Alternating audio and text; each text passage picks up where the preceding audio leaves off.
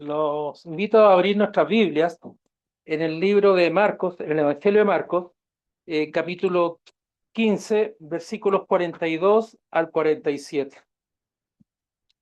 Evangelio de Marcos, capítulo 15, versículos 42 al 47. Dice así la palabra del Señor. Y Marcos 15, versículos 42 al 47. Cuando llegó la noche, porque era la preparación, es decir, la víspera del día de reposo, José de Arimatea, miembro noble del concilio que también esperaba el reino de Dios, vino y entró osadamente a Pilato y pidió el cuerpo de Jesús. Pilato se sorprendió de que ya hubiese muerto y haciendo venir al centurión, le preguntó si ya estaba muerto. E informado por el centurión, dio el cuerpo a José, el cual compró una sábana y quitándolo lo envolvió en la sábana y lo puso en un sepulcro que estaba cavado en una peña e hizo rodar una piedra a la entrada del sepulcro. Y María Magdalena y María, madre de José, miraban dónde lo ponían. Que el Señor nos bendiga en la lectura de la Santa Palabra. Oremos. Padre bueno, Señor amado, damos gracias, Señor, por la palabra que podemos escucharla, que podemos leerla, Señor, y pedimos guardarla en nuestros corazones. Le pido, Señor amado, la bendición del Espíritu Santo para cada uno de nosotros, Señor, de sus hijos e hijas aquí presentes, que sea su voz, Señor, la que escuchemos, que sea su voluntad, Señor, la que conozcamos, y no ideas de un hombre, Señor. Le pido, Señor amado, en lo personal, que limpie mis labios de hombre pecador, Señor, porque es su palabra justa, santa y buena, que debe ser entregada adecuadamente a su pueblo. Por eso, Señor, le pido de su dirección en todo momento, Señor, y de sus cuidados, Señor amado. En el bendito nombre de nuestro Señor Jesucristo. Amén. Podemos tomar asiento, amados hermanos, amadas hermanas.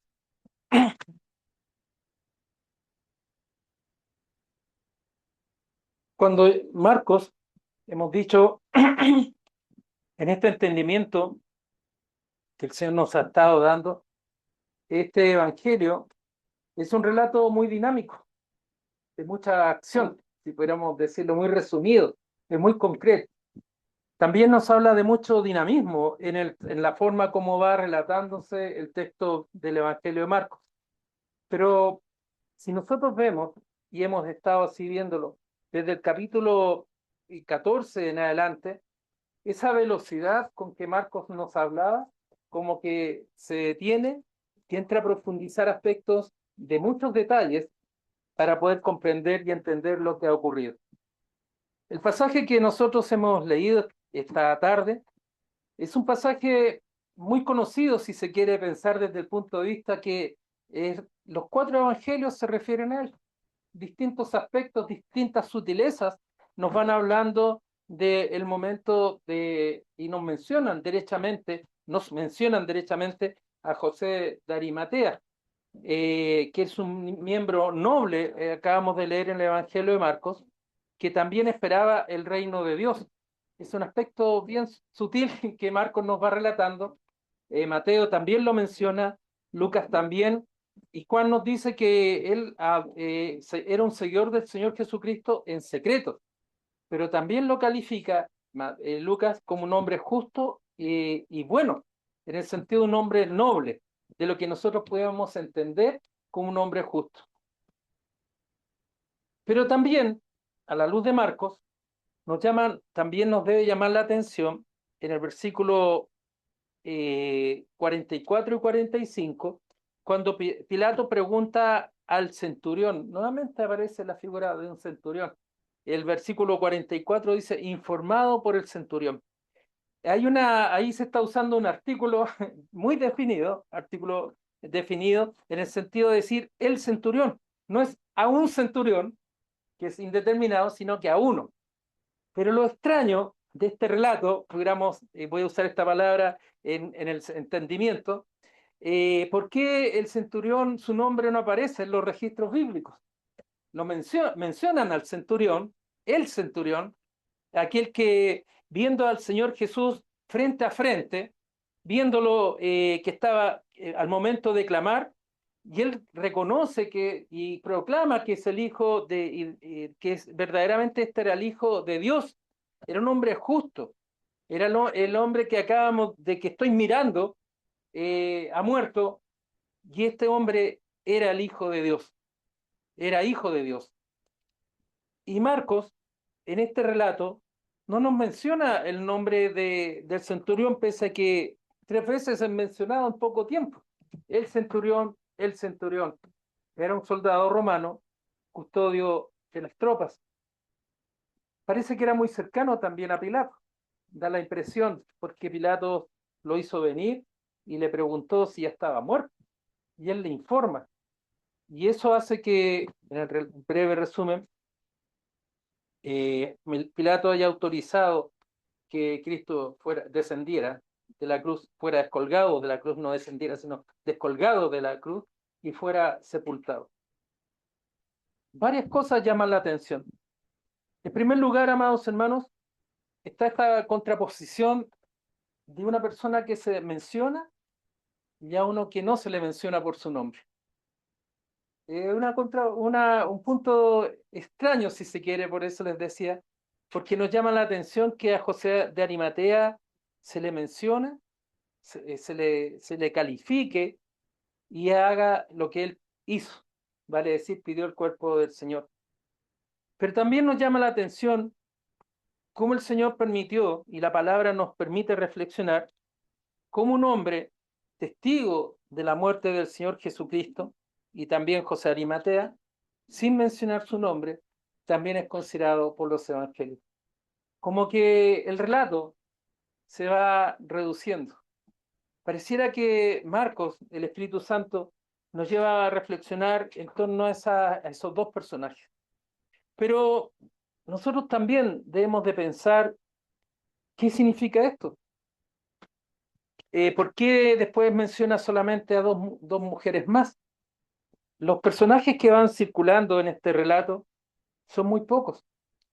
Nos va hablando de como que se cierra el relato en, en hechos puntuales de dos hombres y en la presencia de dos mujeres, pero de una forma muy pasiva.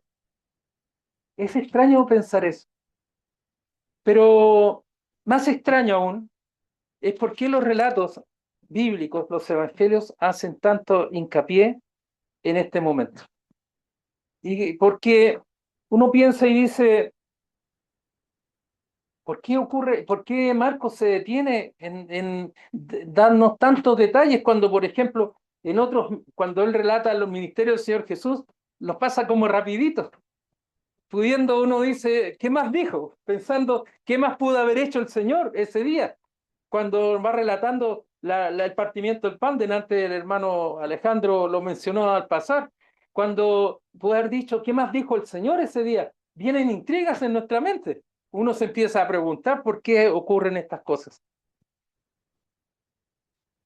Quizás una explicación sea ese tiempo de ya no mostrarnos y hacernos cambiar la mirada de la cruz, del sufrimiento, del dolor, del insulto, de la expiación, perdón, bien digo, de la expiación, cuando expiró el Señor Jesús su espíritu y clamó al Padre. Y ahora, enfrentado ya no al dolor, sino a la soledad. Parece que Marcos, los evangelios, preparan nuestro entendimiento para ya no pensar en un dinamismo, sino en un relato de soledad del Señor. Ya no es la soledad de los hombres, sino que es la soledad de la tumba. La soledad en que los hombres miraban y miramos, me refiero al género humano, la tumba como algo solitario, algo frío, algo muy lejano. Y no estoy pensando en lo que hoy en día las personas piensan de lo que es un cementerio. No sé, hoy en día han cambiado mucho las cosas. Los cementerios hoy en día son lugares que las personas piensan que es para ir a hacer incluso una fiesta. Otros piensan que tienen que ser cementerios muy adoloridos. Pero el Señor nos quiere cambiar la perspectiva de eso. No es el lugar, sino es el obrar de Cristo. ¿Y qué es lo que ocurre con este José de Arimatea, este miembro noble? Él también cumplió, sin saberlo, también cumplió la voluntad bíblica. En Isaías 53 nos dice que, versículo 9, se dispuso con los impíos su sepultura. Se dispuso refiriéndose al Señor en Isaías, el profeta Isaías, nos dice que ahora se dispuso su sepultura con los impíos. ¿Quién eran los impíos? Esos dos hombres, esos dos ladrones. Isaías está profetizando. Está el Espíritu Santo hablando a través de él, mostrándolo lo que iba a ocurrir con el Hijo de Dios. Y ahora nos dice, mas con los ricos fue en su muerte. Pareciera que aquí Marcos, el Espíritu Santo, nos está dando un entendimiento muy especial de lo que significa la profecía bíblica. Aquello que los profetas hablaron por voluntad de Dios. Aquello que Dios permitió que ellos hablaran para que nuestro conocimiento y nuestro entendimiento. Porque aquí, en el hecho de que este hombre rico de José Arimatea no es el personaje importante, sino que sigue siendo Cristo, haya sido sepultado en una tumba que nunca había conocido a ningún cuerpo. Esa tumba estaba vacía. Juan nos dirá, como un elemento, un antecedente, que estaba labrada en la roca, en un huerto labrada en la roca, donde nadie la había ocupado. Hay personas que preparan su sepultura. Hay personas que hasta el día de hoy compran su nicho. Y hasta en los cementerios Parque Canal nos dicen, ahí va, cómprela, le va a servir para toda la vida. Entre comillas, ¿no es cierto? Déjele algo, no mortifica a sus familiares y nos bombardean con eso. Es una realidad en todo caso que todos vamos a partir. Si, salvo que el Señor venga pronto, luego, en estos días, más tarde, no lo sé. Aquellos que hayan, nos dirá el apóstol Pablo en 1 de Tesalonicenses, aquellos que hayan, resucitarán, los que estén en la tumba, resucitarán. Y aquellos que estén todavía serán transformados, serán levantados. Es un proceso que vamos a vivir, que la humanidad va a vivir, que los hijos de Dios vamos a vivir.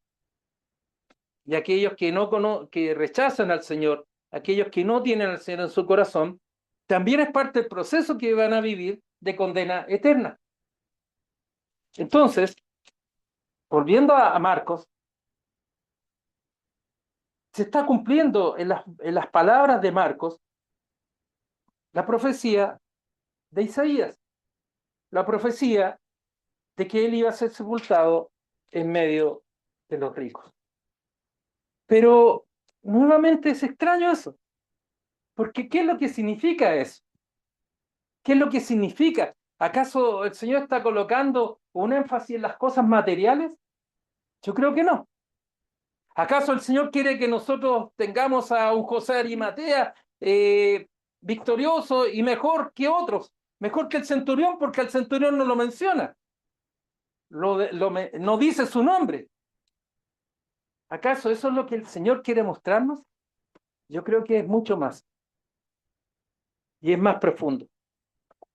Cuando llegó la noche, volvamos al versículo 42, llegó la noche, después de haber el Señor Jesucristo entregado su espíritu, a las 3 de la tarde, hemos hecho ese entendimiento en días atrás, a la hora tercera le crucificaron, el versículo 15-25, eso a las 9 de la mañana, y después vemos que al versículo 33, 15-33, cuando vino la hora sexta, hubo tinieblas sobre toda la tierra hasta la hora novena. La hora novena ya es la tarde. Pero ahora nos dice que en la noche llegó José Arimatea, porque era la preparación, es decir, la víspera del día de reposo. del Sabbat. ¿Qué es lo que ocurre? Este José Arimatea dice que entró osadamente. Los evangelios, el resto de los evangelios dicen que entró a escondidas. Osadamente significa entró a donde estaba, al palacio de Pilato y pidió el cuerpo de Jesús. Él lo hizo en un momento pensando en que ya el Señor había partido, ya en un momento ya de pérdida total, pero él quería rendir honor al Señor a través de esta entrada osada. Y nos va diciendo que él entró y compró una sábana y envolvió, como era la costumbre de los judíos, y envolvió esta sábana, también nos dirán los evangelios, con mirra y especias aromáticas. Fue un acto de reconocimiento, fue un acto de amor. A nosotros nos ocurre eso cuando perdemos un ser querido. Y cuando hay un ser querido que parte, es un momento muy íntimo. Es muy íntimo, que nadie puede compararlo. Es un momento tan especial. Y no es un momento de exclusiones, sino de intimidad profunda de la pérdida de un ser querido. Es eso lo que vivió José Arimatea. Es eso lo que vivió María Magdalena de lejos y María, la madre de José, desde lejos. Miraban dónde lo ponía. Fue un momento de mucha intimidad y también de mucha soledad. No nos dice que estas mujeres o que estos hombres hayan estado llorando en ese momento. Los que han vivido ese momento de intimidad profunda con un ser querido podrán comprender lo que eso significa. Y nosotros razonamos en la muerte y razonamos en que ya no lo vamos a ver más y razonamos espiritualmente diciendo si es un hijo de Dios y declaramos, y muchas veces hemos escuchado hermanos y hermanas que proclaman que él era un hijo de Dios. Y muchas veces vemos que hay mucho entre ese dolor y esa necesidad de poder expresar el cariño, el amor hacia aquel que ha partido, de un mejor deseo para la próxima vida. Pero también hay otros, que incluso hoy en día uno va en la carretera y se vuela alto, como si el espíritu saliera volando, vuela alto, como un pajarito. Hay otros que hacen verdaderas exhibiciones de poder, de disparos, de bailes eróticos. Es una confusión muy grande de cosas que ocurren. Entonces, uno se pregunta, ¿qué es la muerte? Aquí Marcos nos está llevando no al personaje de José Arimatea, no al personaje del centurión, no al personaje de Pilato, no a las mujeres, a María, la madre de José que se menciona, ni a María Magdalena, sino que ahora nos está llevando a reflexionar sobre ese hecho profundo y doloroso que es la muerte. Y es un hecho en el cual usted y yo, mi amado hermano y mi amada hermana, vamos a tener que vivir. Más ancianitos, menos ancianitos. Menos enfermos, más enfermos. Pequeñitos y ancianos. Es nuestro sino de la vida. Y es eso lo que Marcos nos está llevando y los evangelios nos llevan a reflexionar, que es la muerte. La muerte, mis amados hermanos, debemos de enfrentarla y otros también la van a enfrentar de distintas maneras. Algunos van a decir, era necesario porque ya había sufrido mucho. Otros van a decir, lo amaba mucho. Otros incluso van a mostrar un dolor y arrepentimiento por no haber tenido la oportunidad y habiendo tenido la oportunidad no le dijeron cuánto lo amaban, no lo querían. Eso ocurre mucho y yo no me estoy jactando de lo que ocurre, sino que estoy reflexionando lo que nos pasa día a día. Pero hermanos amados, Marcos nos lleva a reflexionar en esa soledad de la muerte. Y para confirmarnos también que Jesús había muerto efectivamente. Por eso el relato de Marcos, cuando habla que Pilato, cuando José Arimatea pide el cuerpo, manda a llamar al centurión que había confesado, como hemos dicho, y ya había entendido que el que él tenía frente colgando en el madero de la cruz, en ese madero maldito, era Cristo. Y ahora el centurión le informa que así ocurrió. Él murió. Pilato se sorprendió de que haya muerto tan rápido, porque para él era una muerte lenta. Pero el Señor Jesús entregó su espíritu, entregó su cuerpo, murió, y en esa soledad del sepulcro fue dejado con los honores de un rey y de un señor. Cristo nos hace reflexionar, Marcos, como en un espacio tendiente a mostrarnos esa soledad de la sepultura. Pero no fue el momento en el cual el dolor fuera a aplastar a estos hombres o a estas mujeres, sino que fue el momento en el cual ellos ya no verían más al Maestro, ya no escucharían más, según su entendimiento, la palabra del Señor, ya no lo verían más con ellos, y eso sin lugar a dudas era un momento de mucho dolor y mucho desgarro. Pero ahí, hermanos amados, en esta reflexión profunda que nos hace Marcos, de mostrarnos la partida y el sepultamiento de nuestro Señor Jesucristo, donde fue colocado en un sepulcro, nos dice que estaba acabado en una peña, e hizo rodar una piedra a la entrada del sepulcro para que su cuerpo no fuera robado. Y si nosotros me permiten en estos tiempos, poder decir, descansa en paz. ¿Qué querrá el Señor mostrarnos con esto? Cristo, el Hijo de Dios, Cristo Dios, Cristo hombre, Jesús Dios, sufrió los mismos dolores, las mismas angustias que nosotros. Cristo no escatimó la muerte, nos dirá el apóstol Pablo, se humilló hasta la muerte de cruz, pero también sufrió esa soledad que nosotros sufrimos en la muerte. Pero ahí está la diferencia. Y yo lo quiero relacionar con lo que ya algo hemos mencionado en Primera de Tesalonicenses, que es un pasaje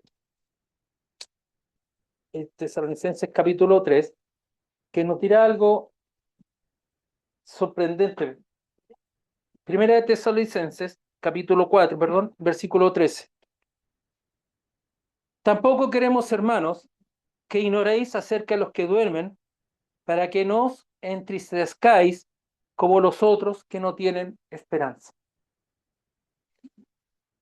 Ahí hay una diferencia, una profunda diferencia.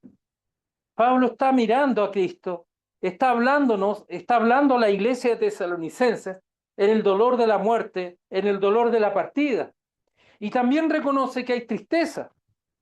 No queremos que os entristezcáis, dice una palabra bien difícil, larga y compleja. No estén tristes como los que otros que no tienen esperanza.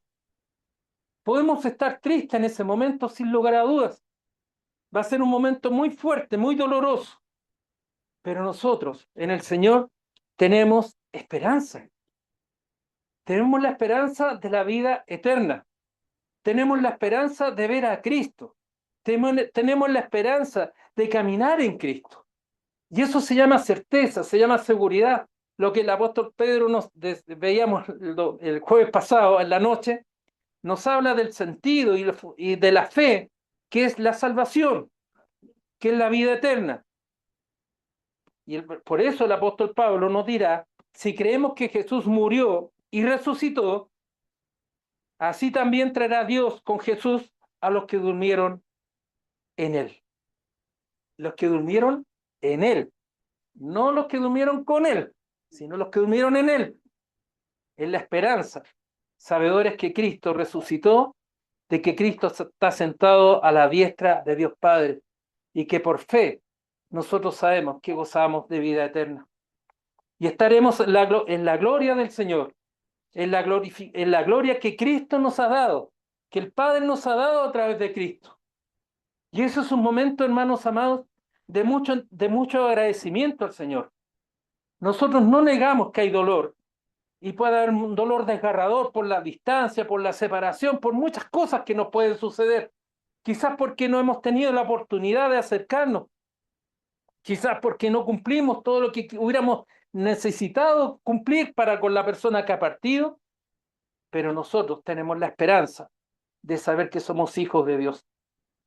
Y eso, mis amados hermanos, esa esperanza que el Señor nos da, esa esperanza que Dios nos da a través de nuestro Señor Jesucristo, es una palabra verdadera, es una palabra fiel, es una palabra a la cual nosotros nos podemos acercar confiadamente, como nos dice la palabra, como delante fue mencionado el libro de Hebreos en el capítulo 4. Entramos en el reposo de Cristo, en el reposo del Señor por medio de Cristo. Por lo cual os decimos esto en palabra del Señor, que nosotros que vivimos, que habremos quedado hasta la venida del Señor, no precederemos a los que durmieron, porque el Señor mismo, con voz de arcángel, con voz de mando, dice, con voz de mando, con voz de arcángel y con trompeta de Dios, descenderá del cielo y los muertos en Cristo resucitarán primero. Alabados al nombre del Señor. Agradecidos del Señor que esa muerte, que esa tumba fría, perdón, que envolvió al Señor, no triunfó sobre él. Marcos nos está llevando a un entendimiento de lo que ellos vivieron, del momento en que él fue testigo de lo que fue ocurriendo. Les decía días atrás, y pienso, Marcos fue un testigo directo de lo que ocurrió. Son muchos detalles para haber escuchado. Marcos fue un testigo directo y nosotros somos testigos directos por lo que leemos en su palabra. Vemos a través de la palabra de Marcos, en este capítulo 15, ese dolor de este hombre de ver todo lo que estaba ocurriendo. Él necesitaba expresarnos, el Espíritu Santo, expresarnos con claridad también el dolor que nosotros sufrimos, el dolor que los discípulos sufrían, el dolor de ese José de Arimatea que sufrió y que entregó algo que era preciado para él. Pero nada es suficiente frente al Rey y Señor, pero nos prepara para el entendimiento del pueblo de Dios, de los hijos de Dios, de las hijas de Dios, que el Señor Jesucristo vivió esa soledad en el madero, pero esa fidelidad ante el Padre. Y vivió también y sufrió sobre sí ese dolor de aquellos que lo castigaron injustamente. Mas ahora también nos muestra que la soledad de esa tumba fría, de ese sepulcro frío, donde nunca había habido un cuerpo, es el momento para prepararnos, para decirnos Cristo triunfó sobre la muerte. Hermanos amados, qué importante es esto, porque ahora nos está preparando como una fuerza que nos está preparando para poder entender y comprender en toda su magnitud lo que el día de hoy celebramos, que recordamos la resurrección de nuestro Señor Jesucristo. El apóstol Pablo, en 1 Corintios, el capítulo 15, nos dirá algo hermoso y nos dirá, hermanos, hermanos, si retenéis el capítulo 15:2 de 1 Corintios, si retenéis la palabra que os he predicado, sois salvos, si no creísteis en vano. Porque primeramente os he enseñado lo que asimismo recibí, que Cristo murió por nuestros pecados conforme a las Escrituras. Cristo no fue un plan de última hora. Cristo no fue un aparecido de última hora. Cristo no fue una solución que a Dios se le ocurrió a última hora, sino que Cristo murió por nuestros pecados conforme a las Escrituras, para mostrarnos que Él fue sepultado y que resucitó al tercer día conforme a las Escrituras. Nuevamente, conforme a las Escrituras. No es un invento, es una confesión, una declaración que Cristo, su ministerio, su vida y su muerte fue conforme al obrar de las Escrituras, que fue declarado por los profetas, que fue declarado primeramente a ellos por el Espíritu Santo, y los profetas nos hablaron a nosotros. Hermanos amados y hermanas amadas, Cristo resucitó de los muertos, y esa también es nuestra esperanza. Puede que estés solo, puede que te sientas abandonado, que te sientas muy triste, muy acongojado, pero nuestra esperanza ya no está la mirada en la tumba fría, sino que ahora nuestra mirada está en el Señor. Gracias, Señor, y alabado sea su santo nombre, por la cual usted y yo tenemos vida eterna. Que el Señor nos bendiga, mis amados hermanos, y que en este tiempo de gran reflexión de que Cristo estuvo en esa tumba, como nosotros también probablemente estaremos, no estaremos abandonados, sino que estaremos en la presencia del Señor. Oremos. Bueno, Alejandro, ¿no dijiste la oración por ti?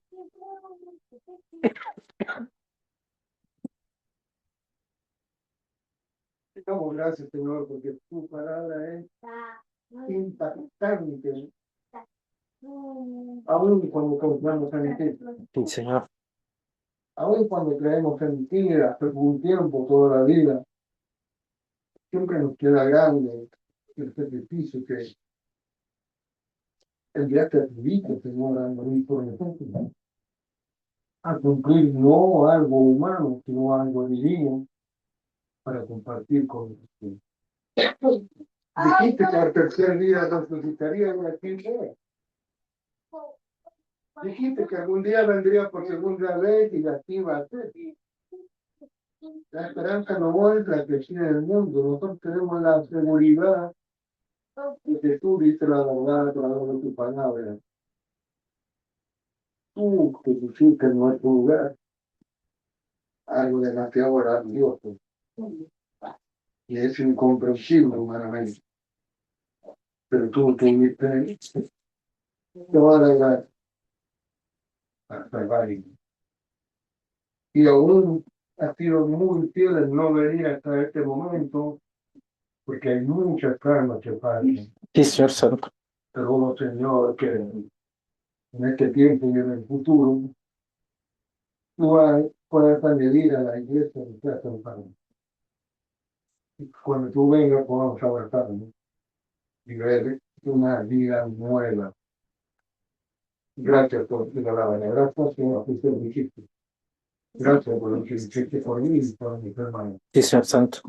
Señor, que podamos vivir con esta esperanza todos los días, aunque no te aparte de nuestro que soy ni de la mente. Gracias por tu sacrificio y por los méritos de Cristo también. En este nombre oramos.